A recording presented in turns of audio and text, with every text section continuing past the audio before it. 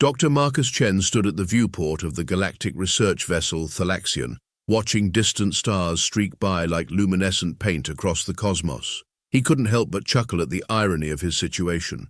The only human archaeologist in a crew of 37 aliens who thought his species was barely out of the Stone Age. Observing the void again, Earthling? The gravelly voice of Chief Science Officer Zixatal carried the usual mix of condescension and curiosity. The Arthrosian's multiple compound eyes reflected the starlight, giving him the appearance of wearing a disco ball for a head. Just contemplating how many ancient human outposts we might have passed without realizing it, Marcus replied with a slight smirk. You know, from back when we supposedly couldn't figure out which end of a stick to hold. Zixatal's mandibles clicked in what passed for amusement among his species. Ah yes, your persistent theory about prehistoric human space travel. Tell me, did they achieve this remarkable feat before or after discovering that fire was hot? Marcus turned to face the alien, maintaining his composed demeanor despite the jab. Probably around the same time your ancestors were debating whether math was witchcraft. He paused, letting the friendly hostile banter hang in the recycled air. Any updates on our approach to the Nexus artifact? The Chief Science Officer's professional demeanor returned instantly. We'll reach the coordinates in approximately 6 standard hours. The preliminary scans show energy signatures unlike anything in our database. His voice lowered to almost a whisper. The Council is particularly interested in this one. The Council is particularly interested in every artifact we study, Marcus countered, making air quotes with his fingers, a human gesture that still confused most of the crew. Remember the revolutionary discovery on Proxima B turned out to be an ancient alien garbage disposal, which you activated by accidentally sitting on it, Zixatal reminded him. I prefer to call it intuitive interface testing, Marcus grinned. Besides, at least we learned how the precursors dealt with their trash. Fascinating stuff. Their conversation was interrupted by First Officer Nix, a towering cephaloid whose tentacles were currently displaying a pattern indicating mild annoyance. If you two are done exchanging species-based insults, we need the human in the briefing room. Marcus raised an eyebrow. The human has a name, you know. Yes, but it contains too many consonants arranged in an illogical order, Nix replied, her tentacles now showing what might have been amusement. Come, the captain wants to discuss your role in the upcoming expedition. As they walked through the crystalline corridors of the Thalaxion, Marcus couldn't help but notice the usual mix of reactions from the crew, some curious, others dismissive, and a few openly hostile. Humans were still newcomers to the Galactic Commonwealth, having been discovered just 20 years ago. Their rapid technological advancement since first contact had made many species uncomfortable. The briefing room was already packed with the senior research team when they arrived. Captain Valenthar, a member of the ancient and respected luminary species, stood at the center of the room, her bioluminescent skin pulsing with authoritative patterns. Ah, our resident human expert has arrived, she announced, her translator giving her voice an almost musical quality. Dr. Chen, we've detected some unusual patterns in the artifact's energy signature that seem to correlate with certain theoretical models of ancient human technology. Of course, this is likely just a coincidence. Of course, Marcus agreed, not bothering to hide his sarcasm. Just like the last 3 coincidences we've encountered. Remind me, how many of those ended up having human fingerprints all over them? The room fell silent, save for the soft hum of the ship's engines. Captain Valenthar's skin flickered with what Marcus had learned to recognize as suppressed amusement. Point taken, Doctor. However, we must maintain scientific objectivity. The Council has made it clear that any suggestions of advanced prehistoric human civilization must be supported by irrefutable evidence. Don't worry, Marcus assured her, settling into his seat and pulling up the preliminary scan data on his holoscreen. Something tells me this mission might just provide exactly that kind of evidence. He glanced around the room at his alien colleagues, adding under his breath whether they're ready for it or not. The Thalaxion's landing thrusters kicked up clouds of rusty dust as it descended onto the surface of XO 3375, a planet that had probably been given a proper name at some point but had since been reduced to an alphanumeric designation in some bureaucrat's filing system. Marcus stood at the cargo bay door, double-checking his environmental suit seals, while trying not to look too smug about the fact that it was human-designed, the only piece of Earth technology that the Commonwealth had readily adopted, thanks to its superior flexibility and durability. "Remarkable," muttered Dr. Chinrax, the team's geologist, her crystalline form refracting the cargo bay's lights. "The energy readings are completely off the charts. They seem to be emanating from beneath that ridge formation approximately 2 kilometers north." "What's really remarkable," Marcus commented, adjusting his helmet, "is how these readings match exactly with those found at the Centauri ruins. You know, the ones everyone insisted couldn't possibly be of human origin?" Zixatal's antennae twitched irritably. "The Centauri findings remain inconclusive, Doctor. Correlation does not imply—" "Causation, yes, I know," Marcus finished for him. "I have been to university. Contrary to what the Council's Species Development Report might suggest." Captain Velenthar's skin flashed warning patterns. "Enough, we have a job to do. Dr. Chen, since you seem so confident about these readings, you'll take point on the ground team." The survey team deployed in a standard search pattern, their boots leaving tracks in the rust-colored soil that hadn't been disturbed in what Marcus suspected was millions of years. Their sensors painted an invisible web of scanning beams across the landscape, searching for any sign of artificial structures. "These readings make no sense," Dr. Chinrax announced after an hour of methodical scanning. Her crystalline fingers manipulated the holographic display with practiced precision. "The energy signature appears to be modulating in response to our presence, but that's impossible for a dormant artifact." Marcus paused his own scanning and walked over to examine her readings. "Not impossible," he corrected, "just improbable. Unless, of course, it was designed to do exactly that." "By your hypothetical advanced human ancestors, no doubt," sneered one of the junior researchers, a Vespid named Tzit. "Would you prefer to believe it was space magic?" Marcus shot back. "Because that's essentially what the Council's official position amounts to. Classify anything we don't understand as precursor technology and call it a day." Before the argument could escalate, their sensors simultaneously erupted with new data. The ground beneath their feet hummed with subsurface energy, and patterns of light began to emerge from beneath the dusty soil, geometric shapes that pulsed with a familiar rhythm. "That's impossible," Zixatal whispered, his compound eyes rapidly processing the data. "These patterns, they're following human mathematical sequences, the Fibonacci spiral, the golden ratio." Marcus was already moving toward the center of the geometric display, his heart pounding with excitement. "Not impossible," he said again, unable to keep the triumph from his voice. "Just highly improbable." The ground suddenly shifted beneath them, causing several team members to stumble. A section of the rocky ridge began to transform, plates of ancient metal emerging from beneath millions of years of accumulated dust and debris. The team watched in stunned silence as a doorway took shape, a doorway sized perfectly for human proportions. "Well," Marcus said into the shocked silence, "I suppose this would be a bad time to say, 'I told you so.'" Captain Velenthar's skin was cycling through patterns that suggested both excitement and concern. "The Council will need to be notified immediately. This level of technological sophistication suggests that maybe humans aren't the primitive newcomers everyone assumed we were." Marcus finished for her. He stepped toward the doorway, which seemed to pulse with a subtle light in response to his proximity. "But then, that's what I've been trying to tell you for the past 3 years. Zixatal moved to block his path. "We need to wait for proper authorization before proceeding.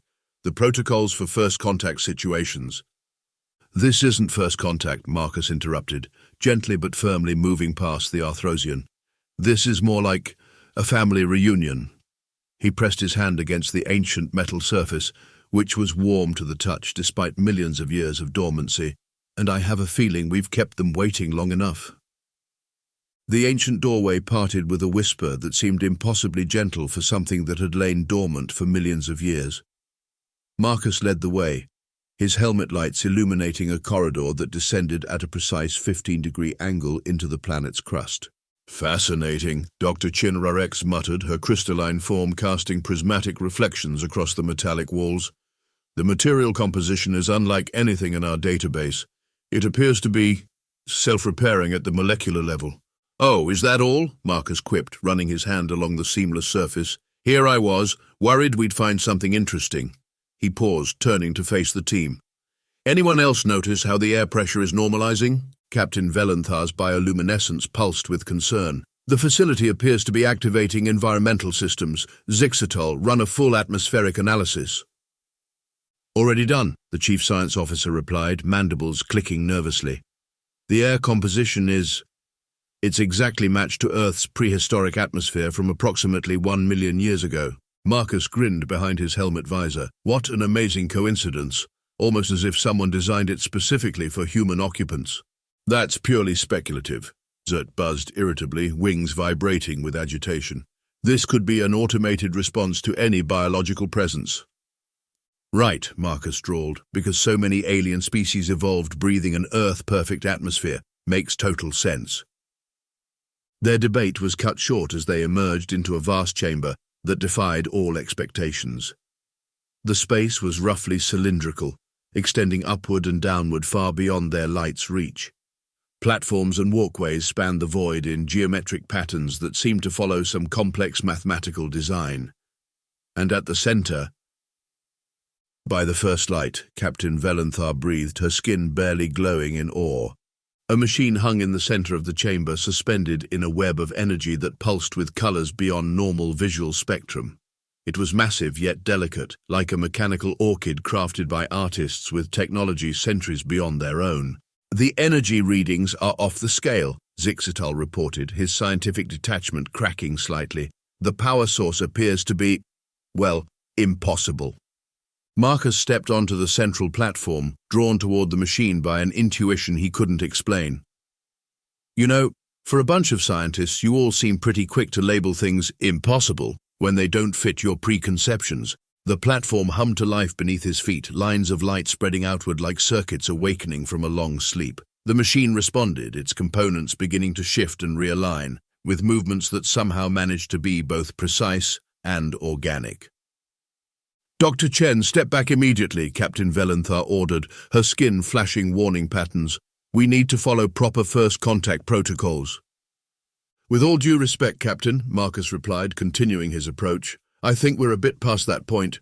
This isn't first contact. It's a homecoming. As if in response to his words, a beam of light shot from the machine, scanning his environmental suit. Holographic displays sprang to life around the chamber, showing streams of data in an ancient form of human writing that even Marcus barely recognized.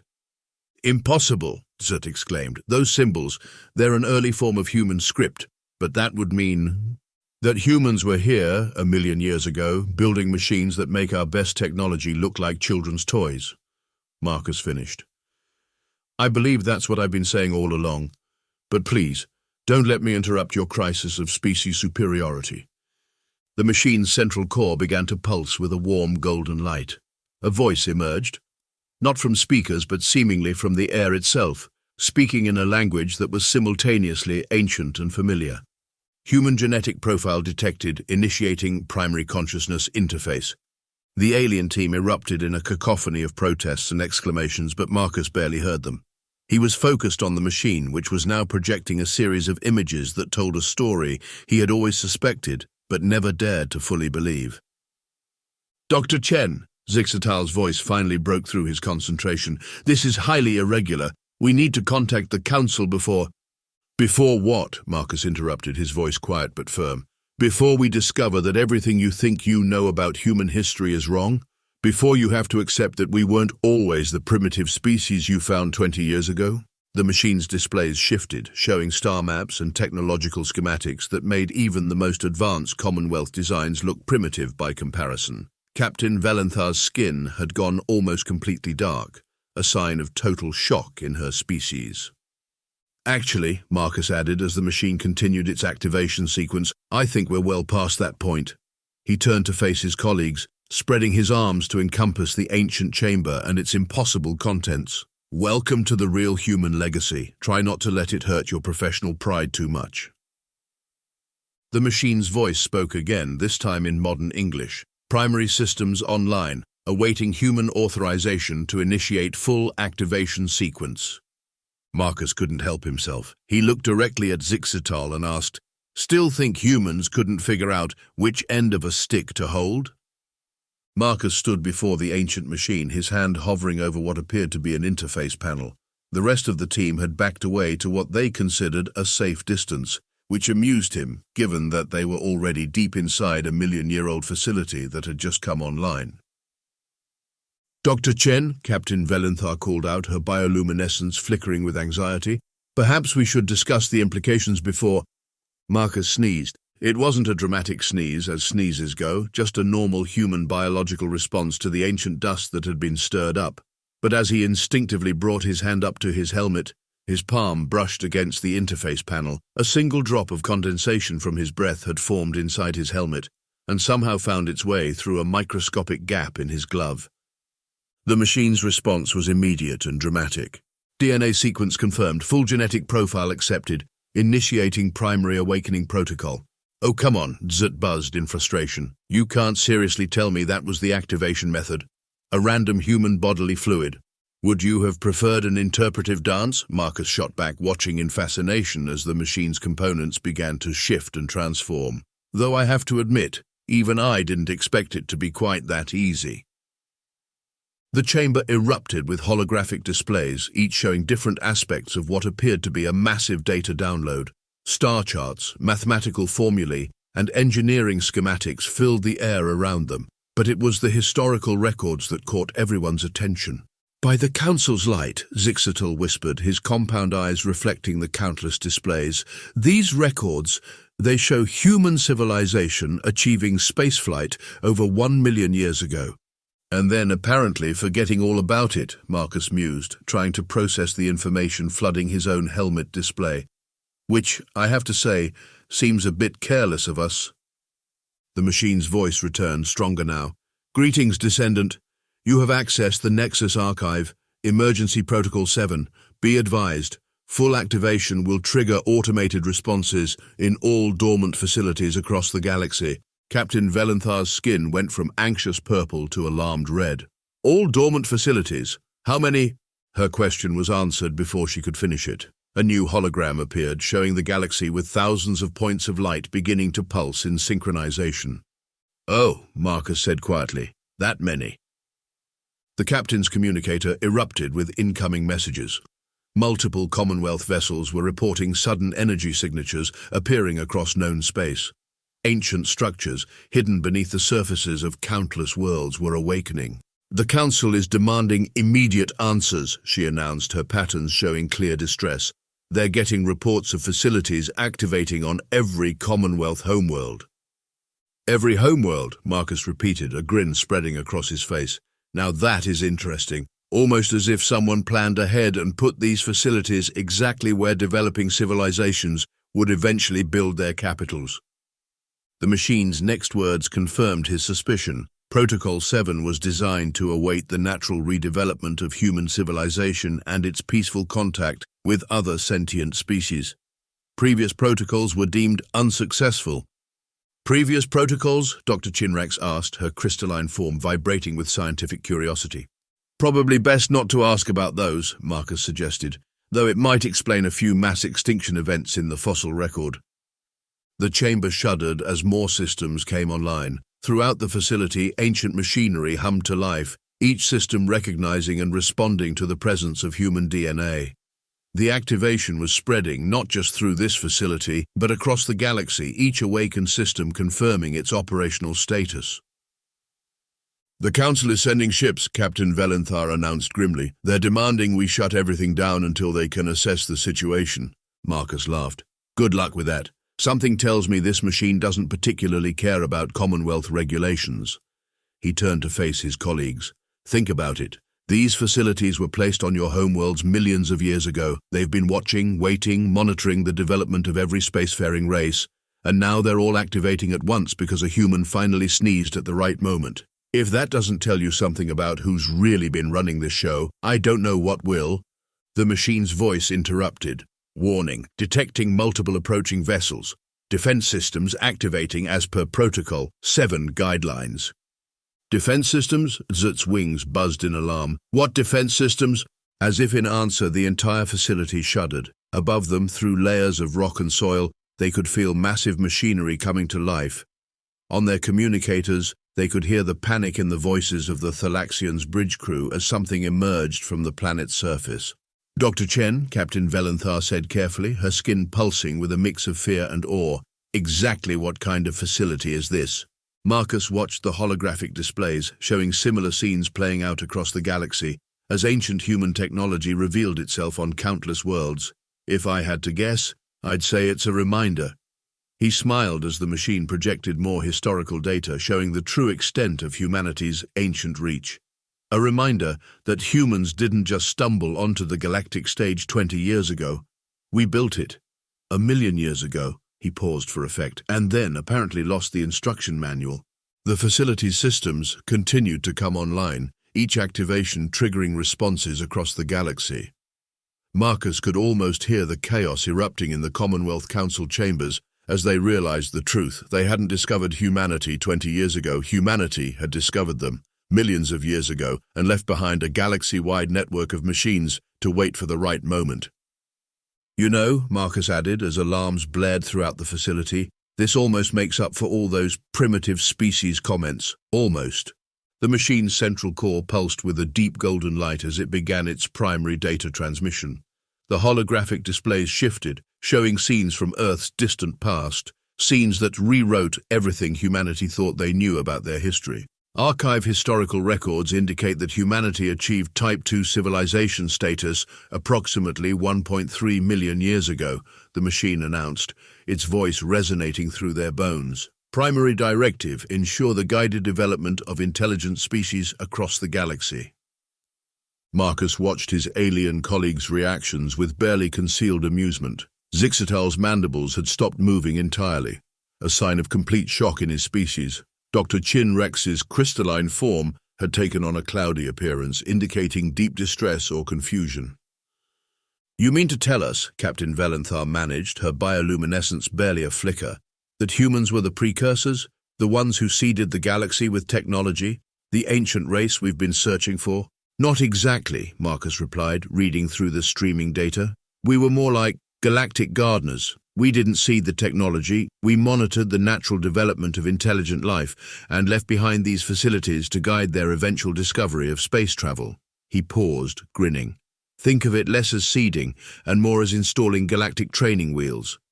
The machine projected a new series of images, showing ancient humans establishing monitoring stations on countless worlds, watching over primitive species that would eventually become the Commonwealth's founding races. But why make yourselves forget?" Zut demanded, wings buzzing in agitation. "Why regress to primitive technology only to rediscover everything?" Protocol 7 specifications indicate that direct oversight led to developmental stagnation in observed species, the machine explained. "Alternative approach required. Observer species must evolve alongside guided species to ensure optimal growth patterns." Translation, Marcus offered. "We were too hands-on. Turns out having super-advanced aliens watching over your civilization's development isn't great for self-motivation.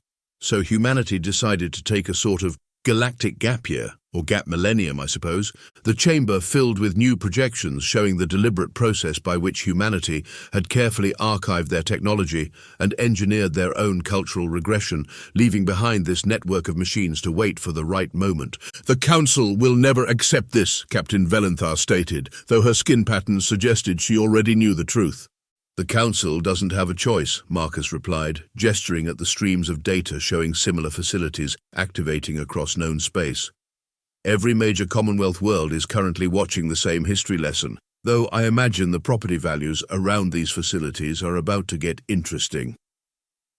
The machine's voice cut through their discussion. "Primary purpose of Protocol 7. Ensure balanced technological development across all species, preventing single-species dominance while maintaining cultural independence." In other words, Marcus translated, watching the stunned expressions of his colleagues, "We didn't build an empire, we built a community," he laughed softly. "And then we forgot about it so everyone else could have a fair chance at building their own." The irony wasn't lost on anyone in the chamber. The supposedly primitive humans hadn't needed to conquer the galaxy. They'd already shaped it, millions of years ago, in ways that were only now becoming clear. 3 Commonwealth peacekeeping vessels dropped out of hyperspace above XO 3375, their arrival marked by the characteristic flash of displaced energy. Marcus watched their approach through the facility's holographic displays, noting with satisfaction how the ancient defense systems tracked their every move without showing the slightest concern. "The High Council representatives are demanding immediate access," Captain Velenthar announced, her skin cycling through patterns of stress and uncertainty. "They're bringing their own research team." "Of course they are," Marcus replied, lounging comfortably in what had turned out to be a control chair perfectly suited for human ergonomics. "Because clearly they'll be able to understand this technology better than the species that built it." The machine's sensors highlighted the approaching shuttlecraft, analyzing their weapon systems with what seemed like mild amusement, if an ancient AI could feel such things. "Warning. Approaching vessels contain unauthorized genetic profiles. Access will be restricted to observation level only." Zixitol's antennae twitched nervously. "Perhaps we should power down some systems before they arrive, as a show of good faith." "Oh sure," Marcus drawled, "because nothing says welcome to our ancient facility like turning off all the lights." He straightened in the chair, which hummed in response to his movement. "Besides, I don't think that's an option anymore." As if to prove his point, the facility's main entrance reconfigured itself as the council delegation approached, creating a reception area that was impressively grand, yet subtly designed to remind visitors who was in control. The ancient systems had analyzed the Commonwealth representative species and adjusted the environmental controls accordingly, comfortable enough to prevent complaint, but not quite optimal. The High Council's lead researcher, a quantum intelligence specialist named Dr. Vox, stormed into the chamber with all the dignity his hovering crystalline form could muster. "By authority of the Galactic Commonwealth Council, I demand immediate access to this facility's core systems." Marcus spun his control chair slowly to face the newcomers. "How about we start with hello and work our way up to demands? I find it helps with diplomatic relations." He gestured around the chamber. "Besides, I don't think this facility particularly cares about Commonwealth authority." "This technology rightfully belongs to all species," one of the council members declared, their translator struggling to convey their indignation. "Actually," Marcus corrected, bringing up historical displays with a casual wave of his hand, "it belongs to humanity. We just happen to leave copies on all your worlds because we're nice like that." He paused. "Well, nice and possibly slightly absent-minded given the whole forgetting about it for a million years thing." The machine's voice interrupted. "Attention! Detected attempt at unauthorized system access. Countermeasures engaged." Dr. Vox's crystalline form flickered in embarrassment as his quantum probe was effortlessly blocked. "Impossible! No security system should be able to detect—" "Let me guess," Marcus interrupted. "Impossible by Commonwealth standards? You might want to update those standards." He stood up, addressing the entire delegation. "Look, here's the situation. Humanity built these facilities to help guide the development of all spacefaring species. We're not going to hoard the technology, but we're also not going to let anyone abuse it." "And who decides what constitutes abuse?" demanded another council member. The machine answered that one. Protocol 7 guidelines establish clear parameters for technology sharing based on species development metrics and ethical considerations. In other words, Marcus translated, enjoying himself far too much, the machines that have been watching your civilizations develop for 1,000,000 years have some pretty good ideas about who can be trusted with what. He smiled at the delegation. Think of humanity less as the owner of this technology and more as tech support for the galaxy. The council representatives exchanged concerned glances as the implications sank in. Humanity, the species they had discovered just 20 years ago and treated as primitive newcomers, now held the keys to technology that made their most advanced systems look like stone tools. "So," Marcus added cheerfully, "who's ready to file their first support ticket?" 2 weeks after the activation of Protocol 7, Marcus stood before the full Galactic Commonwealth Council. The chamber, designed to accommodate representatives of every known spacefaring species, was packed beyond capacity. The ancient facility's revelations had drawn attendance from even the most reclusive member species. So to summarize, Marcus concluded his presentation, unable to resist adding a bit of flair to the historical data displays floating around him. Humanity didn't just stumble onto the galactic stage. We built the stage, installed the lighting, wrote the play, and then deliberately forgot our lines so everyone else could have their moment in the spotlight. The machine's holographic interface, now integrated into his presentation, added, "Primary directive achieved. Balanced technological development across 2,749 identified species with 94.3% success rate in preventing catastrophic warfare."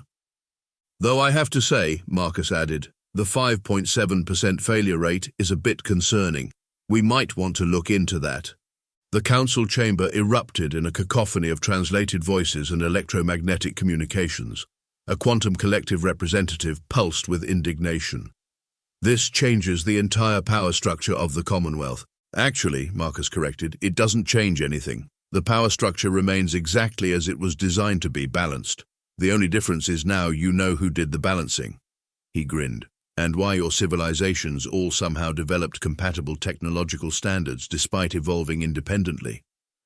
The machine projected new data showing how the ancient facilities had subtly guided technological development across thousands of worlds, ensuring that when species finally met in space, their systems would work together seamlessly.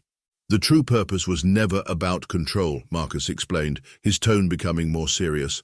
"It was about creating a galaxy where different species could actually talk to each other without their universal translators exploding. Well, usually." He glanced apologetically at a smoking translator unit. Captain Velenthar, now serving as liaison between the Commonwealth and the newly established Human Heritage Division, stepped forward. Her skin patterns showed a mix of amusement and respect. "The evidence is irrefutable. These facilities were designed to foster cooperation, not competition. Each discovery humanity made was carefully archived and distributed across multiple sites to ensure no single species could monopolize the technology." "In other words," Marcus added, "we didn't create an empire. We created a backup drive for civilization and then hit our own reset button to make sure we wouldn't abuse it." The machine's voice resonated through the chamber. "Final phase of Protocol 7 initiating. Sharing of archived technologies will proceed according to established developmental guidelines. Estimated time to full technological integration, 50 standard years." "50 years," exclaimed one of the council members. "That's too slow." Marcus laughed. "Too slow? 2 weeks ago you thought humans had barely mastered fire. Now you're complaining that it'll take 50 years to safely distribute technology that's 1,000,000 years ahead of anything you've got?" He shook his head. "This is exactly why we decided to take that 1,000,000-year nap. Some things you just can't rush."